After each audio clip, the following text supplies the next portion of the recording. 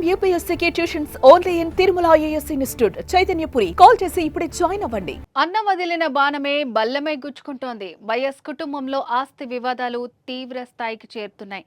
గొడవలకు చెక్ పెట్టి అన్నతో కలిసి షర్మిల నడుస్తుందని ఎంతో ఆశతో వైఎస్ అభిమానులు వైసీపీ శ్రేణులు ఎదురు చూస్తున్నా అది జరిగేటట్టు కనిపించడం లేదు. జగన్ పై షర్మిల యుద్ధమే ప్రకటిస్తోంది. తాజాగా మరోసారి అన్నపై నిప్పులు చెరిగారు షర్మిల.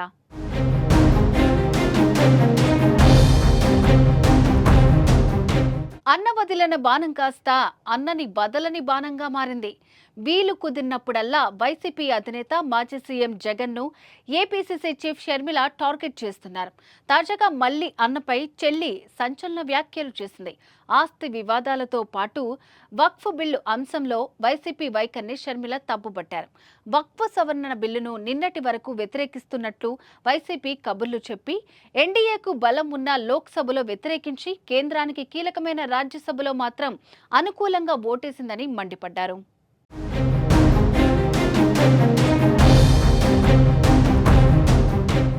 సరస్వతి పవర్ షేర్ల అంశంలోనూ జగన్ పై షర్మిల మండిపడింది. సరస్వతి పవర్ షేర్ల ఎంఓయూపై జగన్ స్వయంగా సంతకాలు చేశారని చెప్పారు. ఇప్పటి వరకు ఒక్క ఆస్తి కూడా తనకు జగన్ ఇవ్వలేదని వెల్లడించారు. తమ తల్లి విజయమ్మకు సరస్వతి పవర్ షేర్లను జగన్ గిఫ్ట్ డీడ్ కింద ఇచ్చారని, ఇచ్చిన షేర్లు మళ్లీ తనకే కావాలని పట్టుబడుతున్నారని మండిపడ్డారు. కన్నతల్లిపై కేసు వేసిన కొడుకుగా, మేనల్లుడు మేనకోడలు ఆస్తులు కాజేసిన మామగా జగన్ చరిత్రలో నిలిచిపోతారని షర్మిల కామెంట్స్ చేశారు.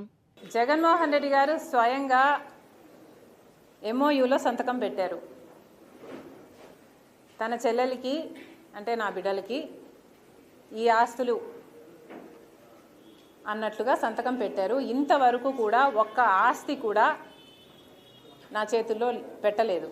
సరస్వతి సిమెంట్కు సంబంధించి ఎంఓయూలో అది నా భాగానికి వచ్చింది కాబట్టి దాన్ని జగన్మోహన్ రెడ్డి గారు గిఫ్ట్ డీడ్ చేశాడు విజయమ్మ గారికి. గిఫ్ట్ ఇచ్చేశాక షేర్స్ని ఇప్పుడు జగన్మోహన్ రెడ్డి గారు తల్లి మీదనే కేసు వేసి ఇచ్చిన షేర్లని నాకు మళ్ళీ వెనక్కి కావాలి అని అడుగుతున్నారు. ఇది జగన్మోహన్ రెడ్డి గారు ఆయన తల్లికి చేస్తున్న మోసం. కాకపోతే జగన్మోహన్ రెడ్డి గారు తల్లి మీద కేసు వేసిన వాడిగా మిగిలిపోతాడు. నా బిడ్డలకి, సొంత మేనల్లుడికి, సొంత మేనకోడలికి ద్రోహం చేసి వాళ్ళ ఆస్తులు లాక్కున్న వాడిగా మిగిలిపోతాడు. వైఎస్ వివేక హత్య కేసులో కూడా వైసీపీ పార్టీని, అన్నని తన వ్యాఖ్యలతో షర్మిల ఇరుకున పెట్టే ప్రయత్నం చేస్తున్నారు.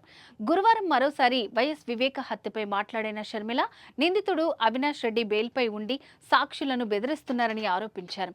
అలానే వివేక కేసులో సాక్షులు ఒక్కొక్కరుగా ప్రాణాలు కోల్పోవడంపై కూడా ఆవేదన వ్యక్తం చేశారు. సునీత ప్రాణానికి కూడా రక్షణ లేదంటూ సెన్సేషనల్ కామెంట్స్తో రాజకీయాన్ని వేడెక్కించారు. ఇలా ఎనీ టైం జగన్ ని టార్గెట్ చేస్తూ విమర్శలు గుప్పిస్తున్నారు. మరి ఈ కథ ఎంత దూరం పోతుందో చూడాలి.